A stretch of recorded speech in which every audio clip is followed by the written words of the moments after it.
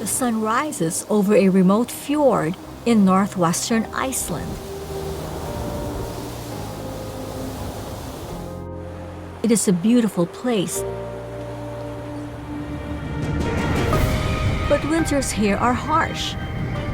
Heavy snow and sub-zero temperatures paralyze the landscape. Brutal winds constantly pound the mountains. And storms whip the seas into a frenzy. Our journey to film Arctic foxes brings us to the island country of Iceland. More specifically, to the Westfjords region of Iceland. Only accessible via ferry, Kvíar is an isolated lodge that sits on a southern coast. From the ferry, Zodiacs then deliver guests to the shore. Upon arrival, we immediately see evidence of our quarry, the Arctic fox. Filming in the Arctic can present its own challenges, but they aren't any more than what photographers have to endure. Our heroine's name is Melrakki. She is a dominant Arctic fox in the area. The word Melrakki loosely translates to rock dog in Icelandic, reflecting her primary territory along the rugged coast. Physiological adaptations allow her to survive here. Melrakki's personality and intelligence permit her to thrive in this tough habitat. She is the queen of this kingdom.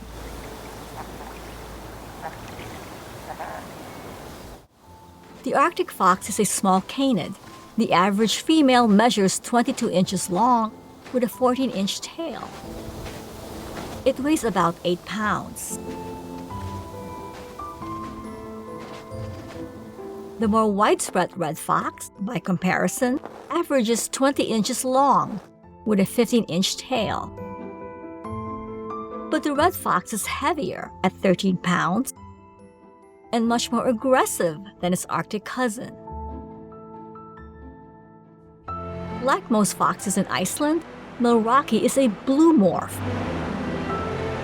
She's bluish-brown in winter and turns grayish-brown in summer.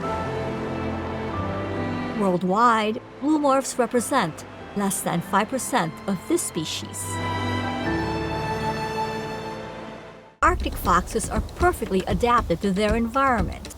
Their noses are remarkably powerful, allowing them to detect odors at levels 1,000,000 times smaller than humans can. Their compact noses are also extremely sensitive. Tiny feet are well suited for icy and snowy ground. Thick hairs between the toes furnish insulation from the cold and provide stealth when stalking prey. Short ears and a flat face minimize exposure to the cold. A thick tail acts as a mattress, limiting body contact with the cold ground. Deep within the tail pit, temperatures can be 90 degrees warmer than the surrounding air. The most critical adaptation is the fur. The plush underfur layer runs more than 2 inches deep.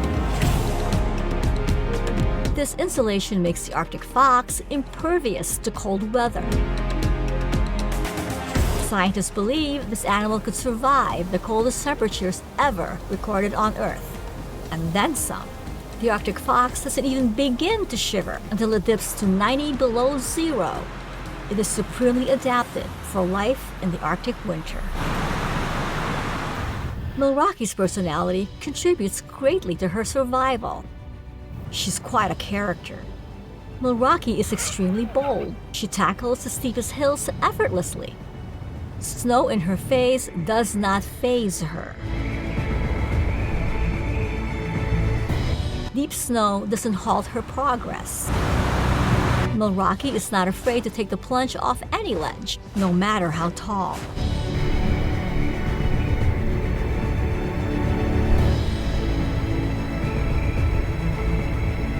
Melrakki also shows a playful side. Scientists theorize that Arctic foxes roll and slide downhill to cool off. Others believe this behavior clears snow and ice from their fur.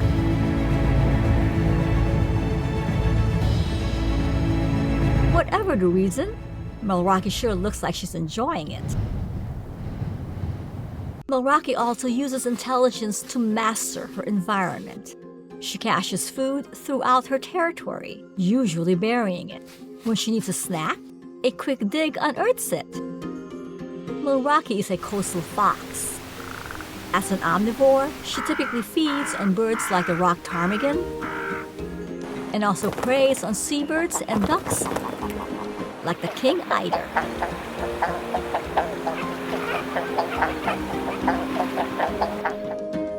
Low tide regularly reveals a seafood banquet.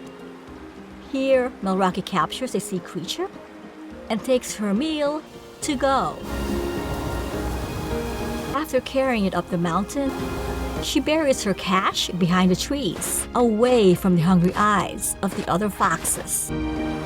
Melrakki seems to be comfortable with humans. In fact, whenever she saw us in the field, she approached us. Some early explorers tamed Arctic foxes, who proved to be incredibly efficient in controlling rat populations on ships and in camps. Some even took the foxes back home with them as pets.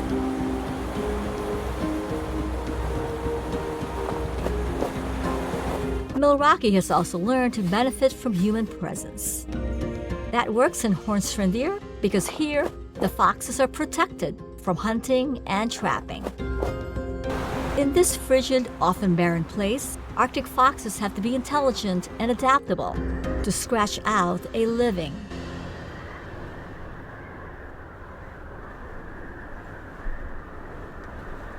On our last morning in Kvíar, we saw a vocalizing Melrakki sunning herself on a ridge. A male fox returned her call. Could Melrakki be hearing from her mate? Later that day, we spotted Melrakki high up in the mountains, moving with a purpose. With our cameras trained on the steep mountainside, we see Melrakki and her mate dance and tussle in the snow.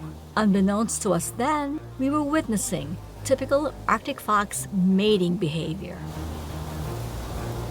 Often, it looked like Melrakki and her mate took turns pouncing on each other. But they weren't fighting. Rather, they were performing the mating dance.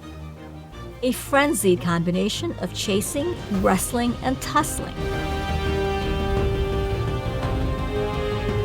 As the mating pair careened down the mountainside at breakneck speed, it reminded us that Melrakki is a wild animal, free to pursue her destiny in this remote, forbidding place.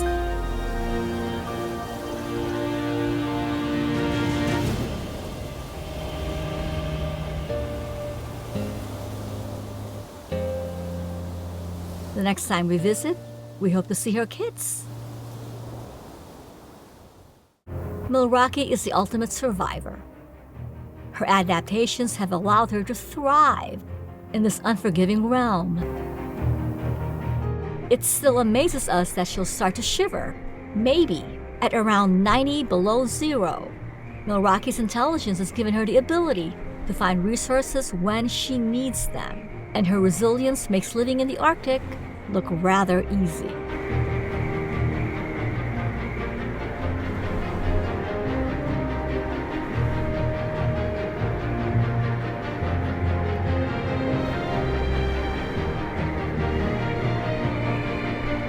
Crowned with a face full of snow, the majestic Melrakki is clearly the Queen of Kvíar.